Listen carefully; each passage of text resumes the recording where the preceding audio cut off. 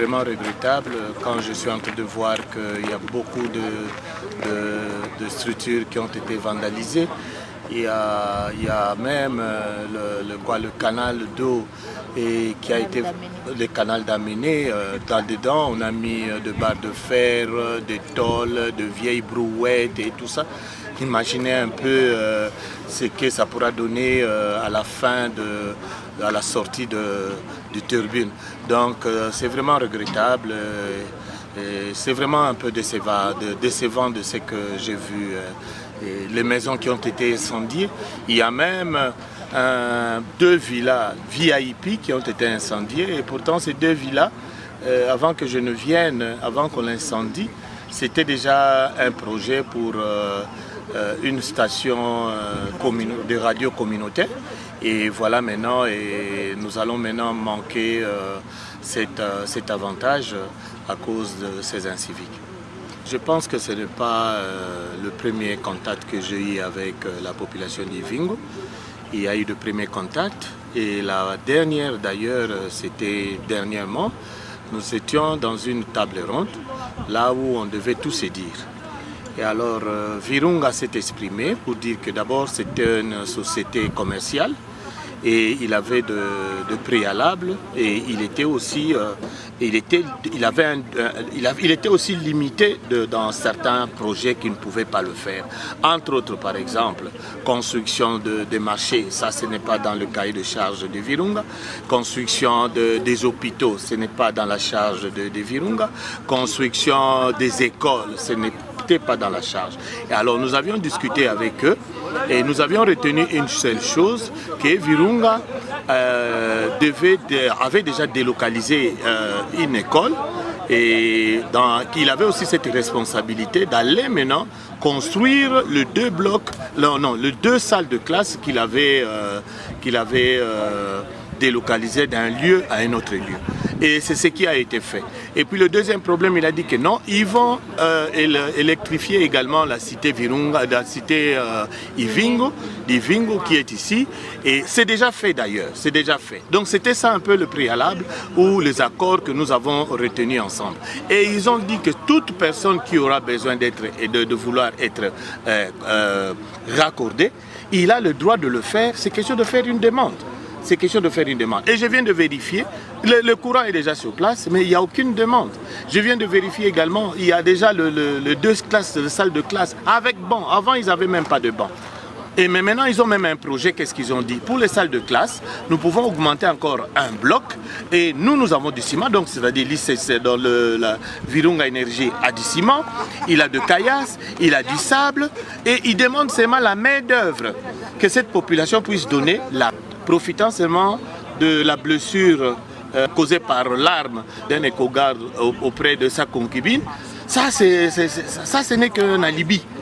Donc ce n'est pas vraiment la cause réelle. La cause réelle, je me rappelle encore, j'ai encore une note, une réclamation de la part de la société civile, comment on les appelle, la nouvelle société civile, un groupe de jeunes qui disaient qu'ils avaient donné une date limite, je ne me rappelle plus de la date, pour dire que non, à telle date, ils vont commencer leurs opérations envergure. Les opérations, dans leur opération envergure, c'était de détruire totalement la centrale hydroélectrique. Et moi, je pense que ces problèmes-là de blessures par balle n'est qu'un alibi.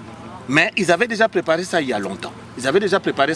Et ils ne faisaient qu'activer maintenant le feu pour que nous vivons ce que nous sommes en train de vivre aujourd'hui. Vous avez vu la centrale. Mais maintenant, cette centrale, d'après les informations que j'ai, c'est la plus grande centrale dans la province du Nord Kivu. Ça surpasse même la centrale de Matebe. Ici, nous sommes jusqu'à 15 mégawatts. Vous vous rendez compte? Et 15 mégawatts, détruire 15 mégawatts comme ça, moi je pense que ces gens-là ne sont pas pour le développement. Donc les gens qui ont fait ça, ils ne sont pas pour le développement. Et c'est ça que vous appelez l'hostilité. Alors je ne vois pas quelle est leur hostilité, pourquoi ils doivent être hostiles à quelque chose, à un instrument ou à un outil qui peut nous aider pour le développement. Moi je pense que derrière eux, il y a peut-être une manipulation, ou derrière eux, il y a des gens qui peuvent parler d'autre chose, ou bien il y a ignorance, ou bien ces jeunes-là ne savent pas ce qu'ils sont en train de faire. Ça, c'est faire... ça, moi, je trouve même en cette période ici, c'est comme s'ils donnaient de béquilles à l'ennemi qui est en train de venir. C'est comme s'ils sont en train de jouer le jeu de l'ennemi. Je pense que vous le savez également. À Kinshasa, il y a eu, pendant la période de RCD Goma, ils sont arrivés à la centrale hydroélectrique de Inga. Ils ont fait pratiquement la même chose. Pourquoi je ne peux pas déduire que ces gens ici qui sont là, ceux qui ont fait ça, ils sont des mèches aussi avec l'ennemi. Le message que je lance à la population, de savoir que c'est bien...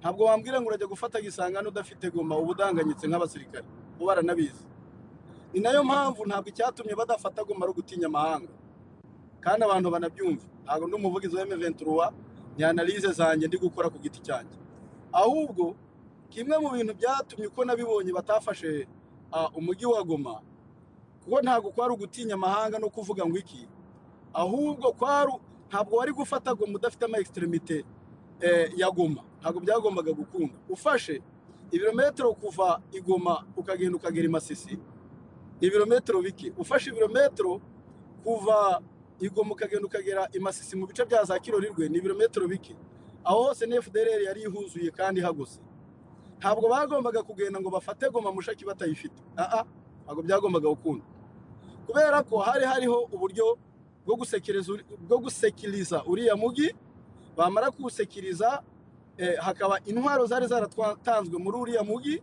zatanzwe na leta ngira ngo murabona ukuntu biri kujya bigenda n'uyu munsi ibyo byose bagombaga gutekereza strategy y'uburyo uriya mugi uzafatwa kandi nta maraso amenetse abatekereza ko intambara izaba muri Goma mugende muhebe nta ntambara izigera ibamo birahagije gusa kuba M23 ifunguye umuriro bagapanga uburyo bafata uriya mugi kandi ntihagire n'amaraso n'amakabone ameneka kubera iki kubera uburyo bazaba babipanze uyu munsi tumaze kwirukana intera hamwe navuga yuko ni 90% cyangwa 75% bye mu kwegera umugi wa Goma igisigaye gusa ni ibyitso byazo kuko bari baramaze kubaka muri Goma bakahakora amahedikota akomeye hari hafi n'ikibuga cy'indege ngira ngo mwagiye mubona ubuhamya bw'aba FDLR bagiye bafatirwa muri uriya mugi wa Goma impamvu ubona uyu munsi bagenda birukanka bakaba batagishoboye kurwana aho bari hose bari kwirukanka nukubera ko bamaze kubaca intege ahavaga musada kugira ngo ibagereho ibirunga byarafunzwe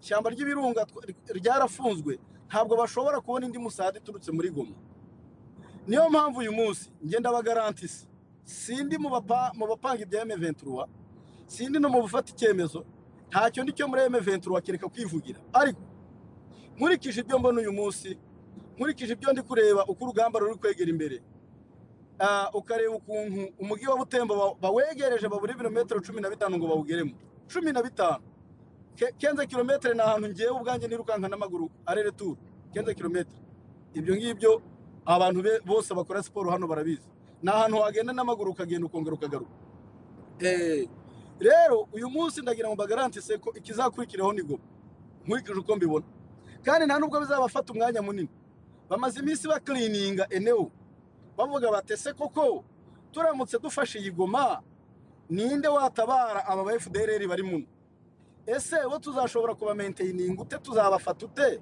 batamenya amaraso ese zimbunda gisegeti we yatanze nute zizafatwa batazikoresheje ibyaha izo nzira zose nizo bari kwiga yagira uzatekereza ko nkurikije uko mbibona bazadivasinga Kisangani mu birometero 600 na bavuye Goma cyangwa bavuye Bunagana ngo bagiye mu birometero 600 basize umugi indege zikigwa zabo zikizana ibikoresho bakibona musadi turutse mu kirere ndabarahiye ngewe ntago nabyemeranyeho na benshi ariko niko mbona rero reka nigarukire gatoya gufata sanction ukayifatira makanika ukayifatira makenga Bertrand Bisimwa Sematama ukayifatira Corneille Nanga ukayifatira Nzenze ukayifatira n'abandi bagiye bajyamo ni nko kumena amazi kwibati kuko bariya n'ubundi bahagurutse bazi ko ibihano bizajyaho ubu uri kwibeshya completely. Icyakora birashoboka yuko watanga amafaranga kugira ngo bagushimishe bakandika ibyo bihano, ariko ugomba no kwibaza uburyo bizajya mu bikorwa bite ko n'ubundi muri abo bose nta numwe wazaga muri Amerika bakaba babafatiye ibihano byo kuvuga ngo ntibagakandagire muri Amerika. Ese Amerika kuko barayikeneye kugira ngo bayizemo cyangwa nacyo tukibaza. Muhi ndashaka kukubaza anatanda kukomeza just nkaho ngaho wabonye ko ari twirwanaho bagashyira na M23. Uribuka ko mu maspesi ya mbere hari abantu bavuga ngo M23 ngo itandukanye na twirwana bakoshaka nyine ko bashaka kwitanuka. None urabona ko nk'ahanga aftermath babonye nk'ibi ngibi, ubona ko bitaba ari good idea ko noneho bakifatanya ku mugaragaro. What do you think about that? Ubundi nta nubwo bigeze batandukana kireka bashatse kubatandukanya mbe Mama Denise. Icyo cyo kimenye. Twebwe dufite amakuru yuko bakorana, atari uko bakorana ku mugaragaro, ahubwo ari uko ibyo bapfa, donc ibyo babaziza ni bimwe. Niba Denise bari kuza kukwica ngo ufite abana, nanjye bakaza kunyica ngo mfite abana, ubwo niba igihugu kiri kwica babyaye bose, do you think ko Muhire na Denise badahuje ikibazo? Igisubizo cyanjye ni yes. Niba bari kwica babyaye, Muhire yarabyaye na Denise yarabyaye, ubwo twese duhuje ikibazo. Ubwo rero ntabwo ninjya gukorana na Denise bisaba ngo Master P ampereze uburenganzira. Oya, icyakora nta nubwo ari nangwe ngo tubishyire ku mugaragaro, ariko abazi ubwenge babibona. Ni nayo mpamvu ujye usanga bariya bavuga ngo ntabwo dushaka kutwirwanaho ngo ikorana na M23, nuko babazi yuko ibyo babaziza ni bimwe, kandi noneho bafite impungenge ko ibyo bintu babaziza bishobora donc bamwe bashobora kutabizira. Nkavuga nti rero n'ubundi tegereza urebe, ugiye kubona ikigiye gukurikiraho. Umuriro ugiye kwaka kuruta wari uhari. Niba batangaza crise humanitaire bakayitangaza ari uko umujyi wa Kirumba wafashwe, ariko bakibagirwa impunzi zirenga 150 ziri mu nkambi mu Rwanda, bakirengagiza impunzi zirenga amamiliyoni ziri mu karere k'ibiyaga bigari z'abavuga ururimi rw'ikinyarwanda. Bagera mu bandandi bagatangaza crise humanitaire, bikwereka imbaraga z'amafaranga. Ariko kubera ko n'ubundi tuzi ko tubarusha amafaranga, natwe tubarusha imbaraga, tuzakomeza tubakandire aho dushoboye, nabo bakomeza baspreading amafaranga yabo bayahereze nka Menendez. Ngira ngo uyu mugabo yaramaze kubivuga Paul, niba ari Paul niba ari Rwanda ni something, ntago nasomye izina rye ryose, Rwanda Pundi, ariko yitwa Julien. Uko bagiye basanga ibandari y'amafaranga muri ofisi ya Menendez yavuye muri leta ya Kinshasa, bagasanga uriya mugore w'urwo asakuza mu Bubirigi, bakamusangana amafaranga muri ofisi ye yariye muri leta ya Gisegeti, bikaba approved ko leta ya Gisegeti yamuhaye. Nabandi bazagenda bafatwa buhoro buhoro ko batabizi se baza ari bande bagiye batanga ayo makuru ngo biboneke. None suzi ngo Amerika nubwo itangaza ko itarya ruswa, uzinga impamvu bagiye bafata bariya suko abo bagiye bayarya bonyine. Rero ibi bihano ntibibatera ubwoba, dufite n'ubundi abantu bahora ku bihano bitajya bibatera ubwoba. N'ubundi Makenga agiye mu subwa mbere bafashe ibihano. Uri kuvuga wa musenateri bafashe? Yes, wa musenateri bafashe. Rero nkavuga nti icyo ngewe ndeba, ese intare ziri kwa divasinga, twirwane hihagaze ite mu kurinda abaturage? Icyo kuko twirwaneho gutandukanya, twirwaneho ugatandukanya na M23, mbamo nuri ninjiji ntago ubuzi n'ibyo urimo. Ubwo bujiji bwabo rero tuzakomeza tubareke, bo bakomeze babugire aba bene wacu, abatwite bene wacu, ariko amahanga yo azi neza ko ntaho dutandukaniye 100%. Kandi ngira ngo ubonye proof. None se iyi proof utekereza yuko bo bibeshye, noneho bakibeshya bakavuga ngo mbese ngubwo bakanirwa gutandukanya twirwaneho na M23? Bazi neza ko batandukanye mu burere, ariko bazi neza ko koze barwanira bose ari imwe. Ese ko batavuze Gumino, kuki batavuze Gumino? Mvugiye kintu nari ngiye gukurikiza très bien. Ni nayo mpamvu iyo ubonye bafashe ibihano bakabifatira twirwaneho, Gumino yarabayeho mbere ya twirwaneho.